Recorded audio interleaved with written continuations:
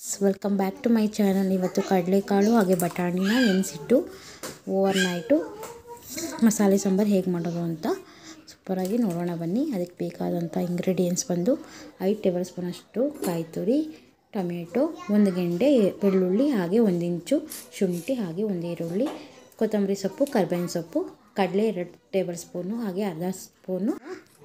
ಇವಾಗ ಇಷ್ಟನ್ನು ನಾವು ರುಬ್ಲಿಕ್ಕೆ ಹಾಕೊಳ್ಳೋಣ. ಹಾಗೆ 1 ಟೇಬಲ್ ಸ್ಪೂನಷ್ಟು ಖಾರದ ಪುಡಿ ಕೂಡ ತಗೊಂಡಿದ್ದೀನಿ ನಾನು. ಹಾಗೆ ರುಬ್ಲಿಕ್ಕೆ ಎಷ್ಟು ಬೇಕೋ ಅಷ್ಟು ನೀರು ಕೂಡ ಹಾಕ್ಕೊಂಡು ರುಬ್ಕೊಳ್ಳೋಣ.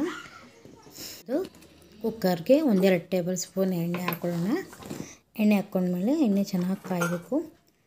ಅದು ಸ್ವಲ್ಪ ಕಾದ್ಮೇಲೆ ಅದಕ್ಕೆ ಒಂದು ಅರ್ಧ ಟೇಬಲ್ ಸ್ಪೂನ್ ಸಾಸಿವೆ, ಹಾಗೆ 1 ಹಸಿಮೆಣಸಿನ್ಕಾಯಿ ಮುರಿದು ಹಾಕ್ಕೊಂಡಿದ್ದೀನಿ. ಬೇಕು ಅಂದರೆ ನೀವು ಈರುಳ್ಳಿ ಹಾಕೋಬೋದು, ಇಲ್ಲ ಅಂದರೆ ಬೆಳ್ಳುಳ್ಳಿ ಕೂಡ ಹಾಕೊಬೋದು. ಈಗ ಕರಿಬೇವು ಸೊಪ್ಪು ಹಾಕಿದ್ದೀನಿ. ನಾನು ಈರುಳ್ಳಿ ಹಾಕ್ಕೊಂಡಿದ್ದೀನಿ. 1 ಸಣ್ಣ ಗಾತ್ರದ ಈರುಳ್ಳಿನ ಸಣ್ಣಕ್ಕೆ ಹೆಚ್ಚಿ ಹಾಕ್ಕೊಂಡಿದ್ದೀನಿ. ಈರುಳ್ಳಿ ಹಾಕಿ ಚೆನ್ನಾಗಿ ಬಾಡಿಸೋಣ. ಈರುಳ್ಳಿ ಎಲ್ಲ ಸ್ವಲ್ಪ ಬೆಂದ ಮೇಲೆ ಅದಕ್ಕೆ ಇವಾಗ ನಾವು ಏನು ನೆನೆಯಾಕೆ ಇಟ್ಟಿದ್ವೋ ಅರ್ಧ ಕಪ್ಪಷ್ಟು ಕಾಳು, ಟೋಟಲಾಗಿ ಒಂದು 1/4 kg ಅಷ್ಟು ಕಾಳು ನಾನು ನೆನೆಯಾಕೆ ಇಟ್ಟಿದ್ದೆ 2ರಿಂದ. ಅದನ್ನು ಕೂಡ ಬಾಡಿಸ್ಕೊಳ್ಳೋಣ 1-2 ನಿಮಿಷ. ಅದಾದಮೇಲೆ ನಾವೇನು ರುಬ್ಬಿದ್ದೀವೋ ಆ ಮಸಾಲೆ ಕೂಡ ಸೇರಿಸ್ಕೊಳ್ಳೋಣ.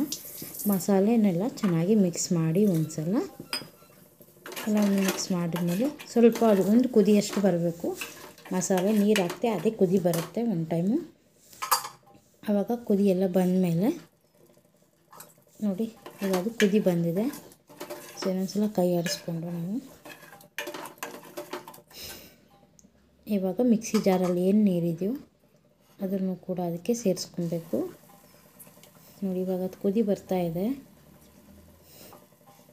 ಅದನ್ನು ಕೂಡ ವೇಸ್ಟ್ ಮಾಡಬಾರ್ದು. ನಾನು 1 ಲೋಟದಲ್ಲಿ 2 ಲೋಟದಷ್ಟು ನೀರು ತೊಗೊಂಡಿದ್ದೀನಿ.